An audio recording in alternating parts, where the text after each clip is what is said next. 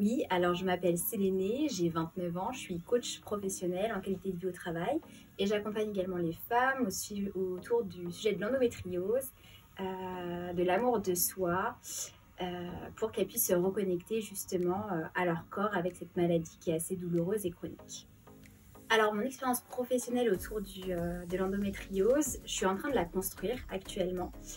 Je viens de finir mon diplôme de coach et l'endométriose, je peux plus en parler d'un point de vue personnel parce que c'est une maladie que j'ai éprouvée. Donc j'ai pas mal expérimenté beaucoup de choses pour pouvoir être bien dans mon corps. Donc aujourd'hui, ce que j'aimerais vraiment, c'est créer en fait un accompagnement, un programme autour justement de l'endométriose d'un point de vue plus psychique. Donc ce qui va être lié à l'inconscient et au conscient parce qu'on n'en prend pas spécialement compte dans la maladie. Et j'aimerais pouvoir justement accompagner les femmes plus d'un point de vue mental, on va dire, que physique. Alors les symptômes les plus courants, alors ça va être les douleurs pendant les règles, les douleurs pelviennes qui ne sont pas spécialement liées aux règles. Ça c'est vraiment les plus importantes, celles qui font vraiment mal et qui amènent justement à un handicap dans la vie et aussi dans le monde du travail, ça peut être compliqué. Il y a tout ce qui va être lié aussi à l'inconfort intestinal, ça joue, les troubles justement de l'intestin. Il y a aussi tout ce qui est autour de la fatigue chronique, parce que les douleurs, l'inflammation en fait du système va créer beaucoup de fatigue chronique et les douleurs lors des rapports sexuels aussi. Donc l'endométriose touche également l'intimité, la sphère gynécologique forcément, et c'est intéressant de pouvoir trouver des solutions pour les pallier. Sur les rapports douloureux, il peut y avoir justement une reconnexion au corps, aller voir s'il y a eu des traumatismes avant dans le corps.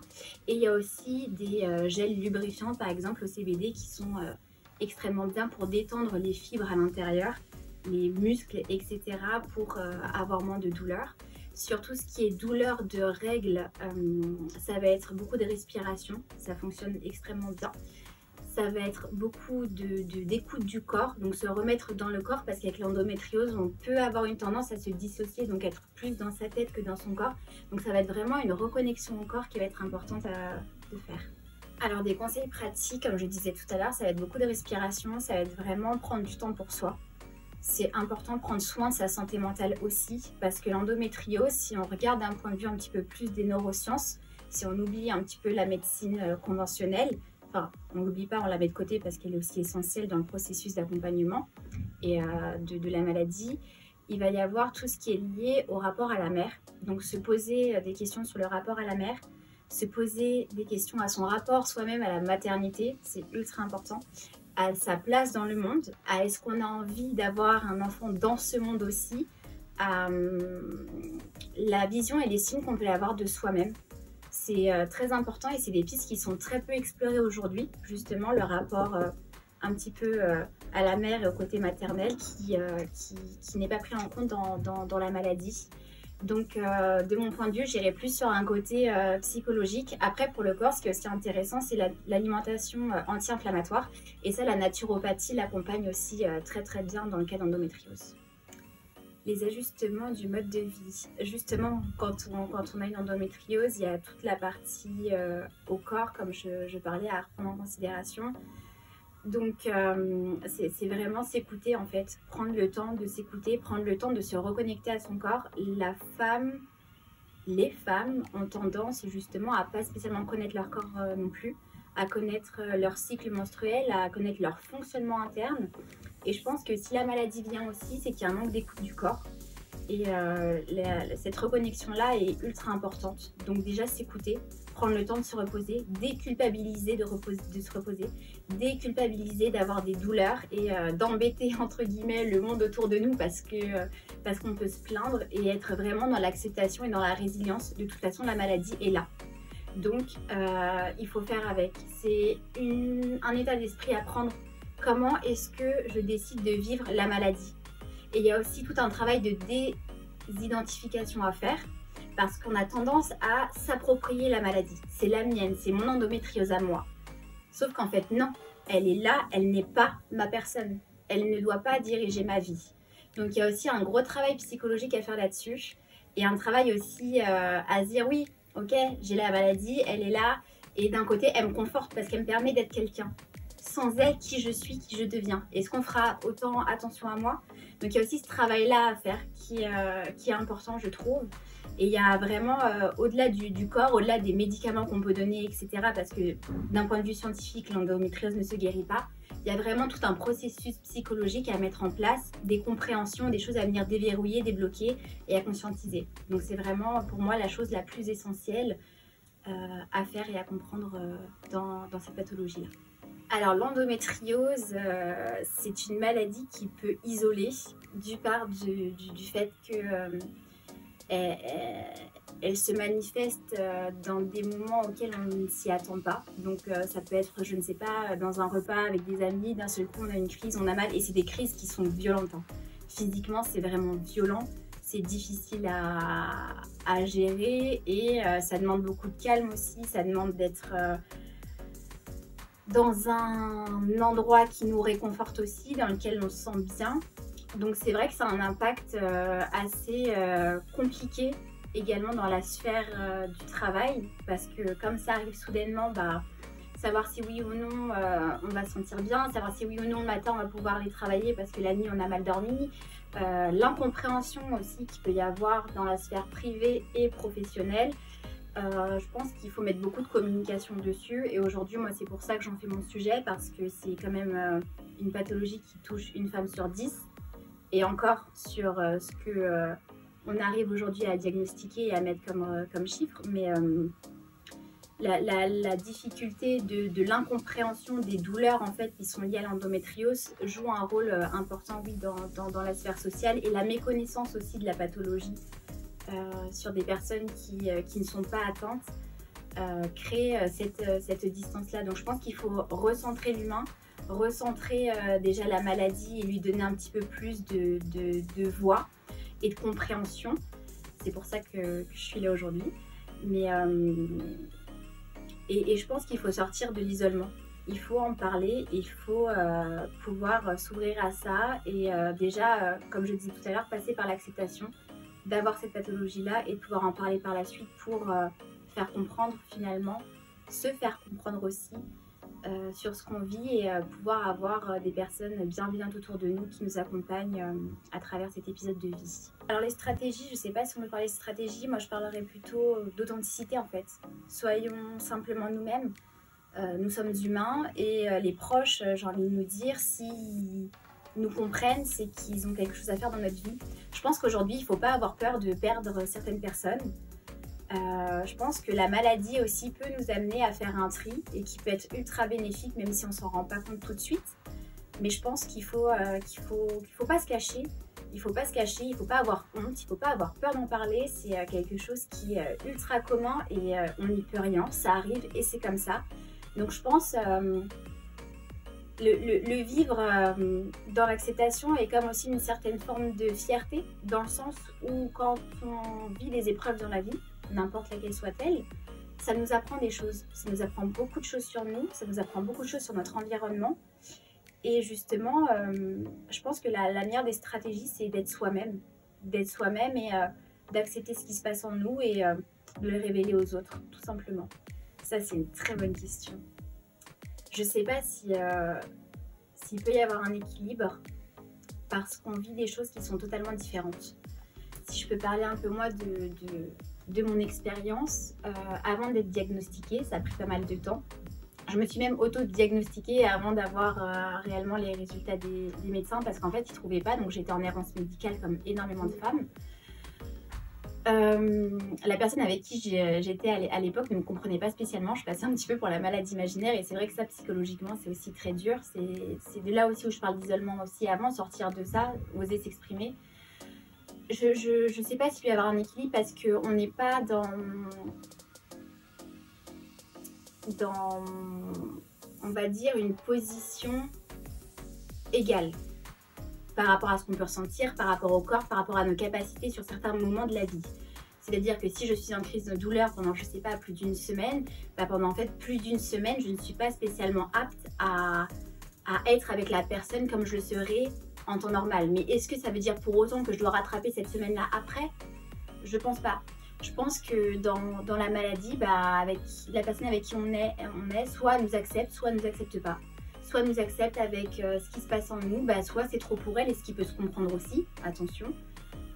Et dans ce cas-là, chacun prend des chemins divers, mais avoir un équilibre quand on a une pathologie par rapport à une personne qui n'en a pas, ça reste très compliqué en fait. Je pense que c'est plus une question d'acceptation de la personne, d'acceptation de la situation des deux côtés, hein, parce que pour une personne qui est accompagnante aussi face à la maladie, c'est pas simple.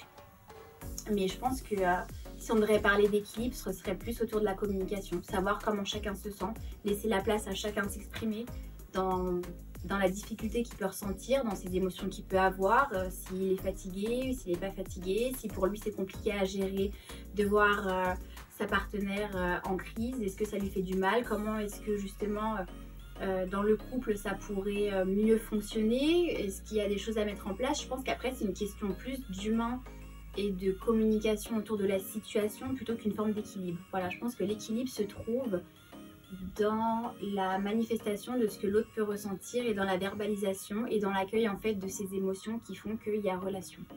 Les aspects importants. J'en reviens encore à ce que je disais, hein, mais prendre soin de soi, c'est la base. Si aujourd'hui il y a maladie, c'est que le corps a quelque chose à dire. Voilà. Si le corps manifeste, c'est qu'il y a des choses en profondeur dans l'esprit qui n'a pas été spécialement écoutées. Donc je pense que c'est une invitation finalement à s'écouter.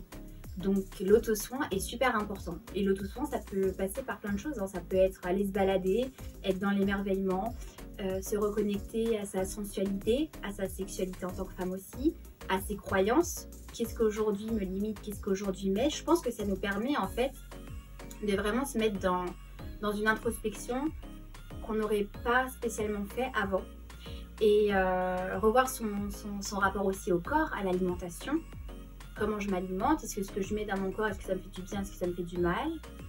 Je pense que la maladie, c'est vraiment une invitation, comme je le dis, un voyage à la découverte de soi. Et des choses qui ont pu nous faire du mal, des blessures que l'on peut avoir, qu'on a enfouies en nous, et qui sont tellement lourdes, parce qu'on les a tellement cachées, on a tellement pris la fuite, que finalement, ça marque le corps, et aujourd'hui, qu'est-ce que je fais avec ça? Donc oui, l'auto-soin, ça reste important, et comme je disais, ça peut passer aussi par des rituels. Il y a des femmes qui utilisent la lithothérapie, il y a des femmes qui utilisent des rituels de lune, justement, pour se donner 2 instants dans le mois pour prendre soin de soi. Il y a des femmes qui vont se reconnecter à la sexualité avec tout ce qui est autour de l'intimité sacrée. Je pense que la maladie, l'endométriose, permet de se faire aussi passer en priorité. Donc s'écouter, c'est la meilleure des choses. On est dans une société où, enfin moi, comment j'ai pu grandir, c'était non mais faut pas s'écouter, faut avancer, faut être fort, etc. Mais est-ce que la force en fait se trouve pas dans notre vulnérabilité à se retrouver avec soi et à prendre ce temps pour soi? Donc je mettrais plus l'auto-soin sur beaucoup de réflexions, beaucoup de douceur aussi, beaucoup d'amour en soi et de la déculpabilité. Pratique des balades, marcher ça fait beaucoup de bien. Quand on a mal, on pense que c'est compliqué, mais franchement, ça fait beaucoup de bien. Se reconnecter à la nature, parce que la femme, dans sa féminité, elle vit au cycle de la nature, hein, les règles, etc. C'est avec le cycle lunaire, il y a beaucoup de choses qui se passent, on pourra en parler pendant longtemps, mais se reconnecter justement à cette nature que l'on a en soi. La pratique d'un sport aussi, c'est ultra important. Ça peut être du sport doux, ça peut être du pilates, ça peut être du yoga. Des pratiques qui vont faire du bien justement, qui vont donner de la mobilité au niveau du bassin, parce que l'endométriose, ça va venir créer des tensions dans les ligaments, dans les muscles pelviens, etc. Donc le fait d'avoir une pratique sportive plutôt douce, mais on n'est pas obligé d'avoir une pratique sportive douce, mais ça fait beaucoup de bien.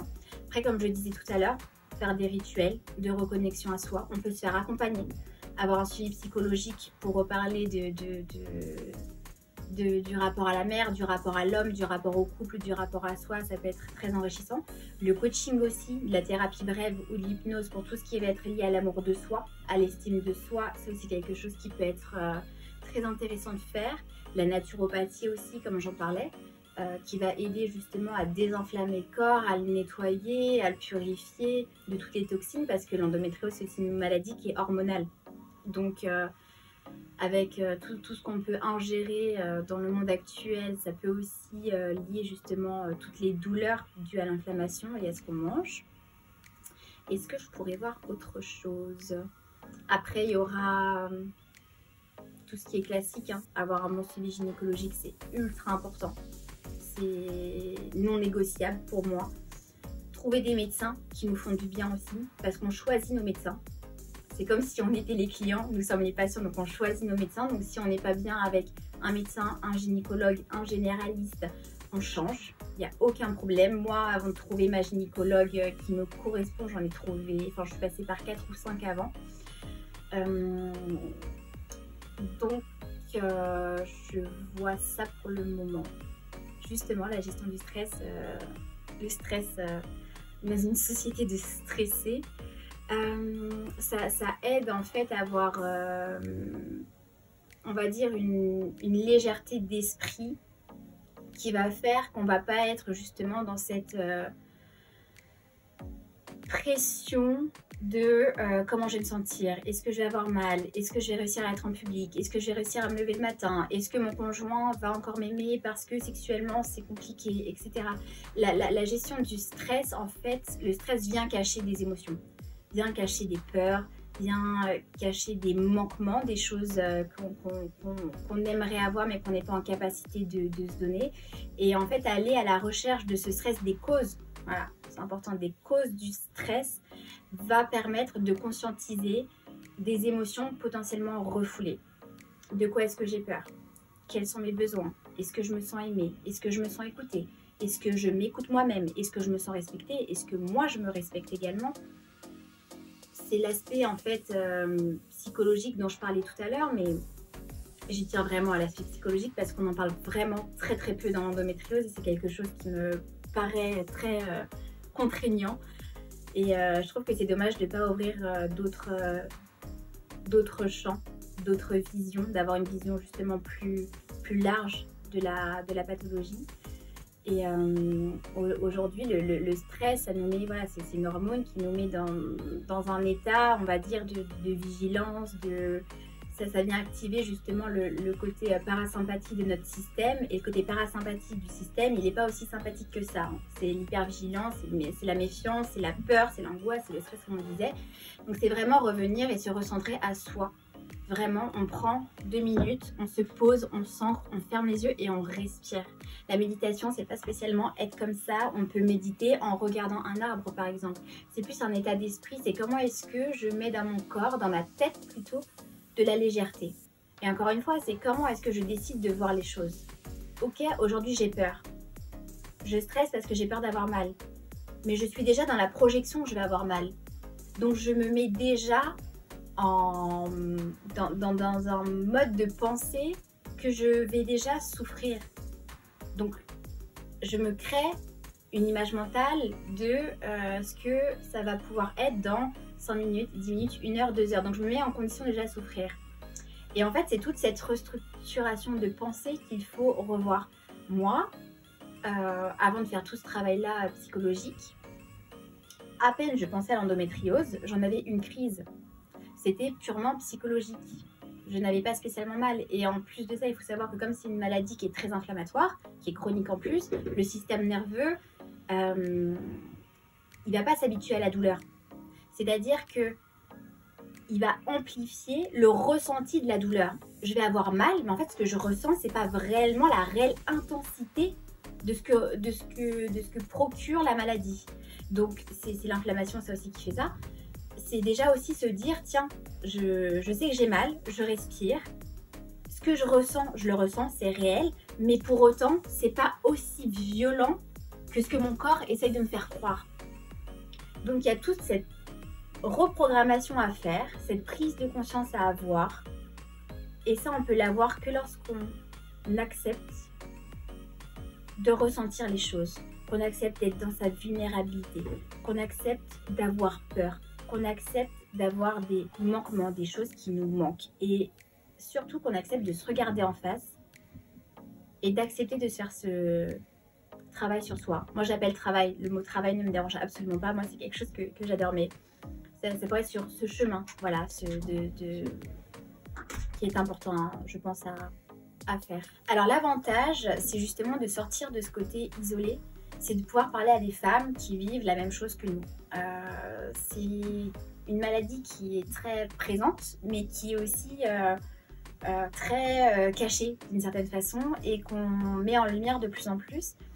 Et avoir un cercle de parole où on peut justement avoir un espace sacré d'échange où on n'aura pas de jugement, où on va pas se dire tiens, est-ce que je vais encore saouler la personne à dire que j'ai mal, ou est-ce que je vais pas culpabiliser d'avoir trop l'attention sur moi, etc. Ça permet justement de pouvoir se lâcher, d'être avec des personnes qui nous comprennent et de créer une espèce d'émulsion pour qu'on arrive à s'en sortir. Je pense que en plus, c'est drôle parce que c'est une maladie qui est féminine et on pourrait du coup lier le cercle un petit peu, la communauté à la sororité. Et ce qui est aussi sympa du coup, c'est que ça crée des énergies où on se retrouve entre femmes qui vivent la même chose et on peut discuter plus librement aussi de ce qui nous arrive. Que ça peut être sur le côté sexuel, ça peut être compliqué d'en parler à ses proches, ça peut être compliqué d'en parler à ses parents, ça peut être compliqué d'en parler à ses amis. Là, avoir un groupe de femmes qui vivent la même chose, bah, ça peut permettre en fait de libérer la parole. Et ce qui est super important, et là c'est intéressant, c'est de verbaliser les choses. Le fait d'avoir une communauté qui vit la même chose que l'on vit, nous, ça permet en fait de verbaliser, de faire sortir ce qu'il y a en nous, de faire ressortir aussi des émotions, d'avoir d'autres idées. Tiens, toi, comment est-ce que tu as fait? Ah, tiens, moi j'ai vécu la même chose, j'ai essayé ça. Tiens, toi, tu peux essayer, peut-être que ça va fonctionner, peut-être que ça va pas fonctionner. Parce que ce qu'il y a aussi avec l'endométriose, c'est que chaque femme est unique, chaque endométriose est unique. Donc, ce qui va fonctionner pour moi ne va pas spécialement fonctionner pour l'autre. Mais ça peut. Donc, le fait d'interagir avec des femmes qui sont dans la même situation que nous, ça permet aussi d'avoir beaucoup plus de hauteur et de prise de recul et de solutions sur ce qu'on peut vivre. Et ça nous permet aussi d'avoir une décharge psychologique, d'avoir un groupe à qui parler de ça et peut-être justement retrouver l'équilibre dont on parlait tout à l'heure, peut-être à la maison. De laisser plus de place aux conjoints, aux parents, aux amis, etc. Donc c'est important de ne pas être seule. Après, il y a des femmes qui vivent ça dans leur coin parce qu'elles n'ont pas spécialement envie non plus d'avoir cet aspect communautaire. Sur Endo France, ça c'est génial. C'est un site internet, c'est une association française qui est agréée par le ministre de la Santé, donc qui est reconnue. Et justement, c'est une plateforme où on peut y adhérer, on peut trouver énormément d'informations sur l'endométriose et sur ce qui se passe aussi actuellement dans les recherches, sur quels sont les symptômes, comment est-ce qu'on peut s'en sortir, quels, par exemple, hôpitaux on peut aller voir, quel centre de douleur. Enfin, c'est vraiment une mine, une pépite, je trouve, autour de l'endométriose. Donc, Endo France, c'est vraiment pour moi aujourd'hui le point information sur l'endométriose qui dépasse tout ce qui peut exister. Il y a des pages sur Instagram aussi, Endolistique par exemple, qui est beaucoup suivie, qui parle beaucoup de techniques, de nouvelles choses qui arrivent, de liens entre le corps et l'esprit, des différents types d'endométriose, parce qu'il y en a aussi plusieurs, et qui regroupe aussi une belle communauté de femmes. Donc Endolistique aussi, c'est pas mal. Je parlerai de ces deux-là, Endo France et Endolistique. Bah, comme j'en parlais là, Endolistique, ça reste important aujourd'hui parce que les réseaux sociaux, c'est là où on peut avoir beaucoup de visibilité. On peut aussi avoir beaucoup d'informations qu'on n'avait pas avant. Et suivre des personnes qui nous correspondent dans leur énergie. Et ça, c'est ultra important. Trouver quelqu'un qui nous parle avec des mots qui font sens, qui résonnent pour nous, c'est quelque chose qui est bien. Mais il faut quand même faire attention à réellement, est-ce que cette personne-là est fiable? Donc voilà, après, hein, c'est toute une question de ressenti, de feeling, etc. Mais autant ça peut être très très bien, autant je pense qu'il faut en faire attention, surtout autour de l'endométriose, comme c'est un sujet qui prend de plus en plus de place. Il y a beaucoup de personnes qui peuvent être mal intentionnées sur les raisons réelles de leur accompagnement ou de ce qu'elles proposent, etc. Et comme il y a des personnes aussi qui ont cette réelle envie de partager et d'aider, et je pense voilà, qu'il faut faire attention à qui on suit, ce qu'on écoute, ce qu'on lit, mais comme partout dans la vie, hein, de toute façon. Et ne pas non plus se fermer des portes et suivre des personnes qui résonnent en nous, qui font sens et dans lesquelles on peut se retrouver. On peut se reconnaître dans notre histoire, dans notre parcours, dans notre façon de penser, dans notre mentalité. Et ça, aujourd'hui, c'est cool. C'est des choses qu'on n'avait pas avant. Donc, c'est vrai que ça libère aussi beaucoup la parole. Ça permet de mieux vivre la maladie. Ça permet de créer du lien. Et c'est ultra important dans un moment de vie où la pathologie nous isole beaucoup. Donc je pense qu'il faut faire attention, qu'il faut être mesuré dans ce qu'on partage, dans ce qu'on dit. Mais je pense aussi que ça peut être une très belle aventure que de trouver quelqu'un qui nous ressemble, qui nous correspond, qui nous donne l'envie, qui nous donne de la motivation et de l'espoir surtout. Parce que on parle beaucoup d'endométriose, du fait que ça ne se guérisse pas, qu'on va vivre avec au moins jusqu'à la ménopause, que ce qui va nous faire du bien, ça va être des traitements, des médicaments et de la chirurgie. Enfin, moi, je connais une femme qui a passé 13 chirurgies quand même sous endométriose, c'est énorme. Et elle s'en est pas sortie spécifiquement. Donc, juste apporter d'autres... les réseaux sociaux peuvent apporter d'autres idées, d'autres choses que la médecine conventionnelle aujourd'hui n'est pas en capacité. Et c'est là où je trouve ça super intéressant. Comme par exemple, ce que je propose moi autour de l'accompagnement de la psyché. Qu'est-ce qui est en conscience, qu'est-ce qui est en inconscience, qu'est-ce que j'ai besoin de ressortir de cette pathologie, qu'est-ce que cette maladie vient me dire, pourquoi est-ce qu'elle est venue, pourquoi est-ce qu'elle se déclare, à quel moment de ma vie aussi, c'est très intéressant ça. Et trouver des liens, trouver réellement la cause. Aujourd'hui, ce qu'on va venir soigner, c'est les symptômes, sauf que les symptômes resteront toute la vie. La seule et unique manière pour moi de traiter la cause, l'origine, c'est de comprendre qu'est-ce qui a fait que mon corps a pu générer cette maladie. Voilà. Et ça, les réseaux aujourd'hui peuvent amener justement à ces nouvelles prises de conscience ou ces nouvelles perspectives et redonner de l'espoir sur des choses que la médecine conventionnelle ne nous permet pas d'avoir. Le message d'espoir, c'est que on peut s'en sortir. Ce n'est pas une fatalité. Oui, c'est dur, oui, c'est contraignant, oui, ça fait mal, oui, parfois on a envie de baisser les bras, et c'est vrai. Oui, c'est invalidant, oui, ça peut être handicapant, mais tout est pour moi une question de perspective et de point de vue. Aujourd'hui, c'est là. Qu'est-ce que j'en fais, encore une fois?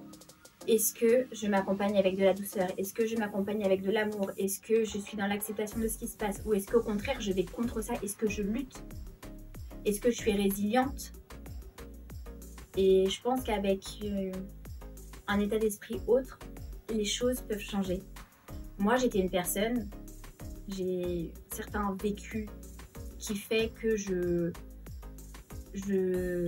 mis du temps à m'accepter en tant que femme, j'ai mis du temps à accepter mon corps, j'ai eu beaucoup d'insécurité vis-à-vis de l'homme.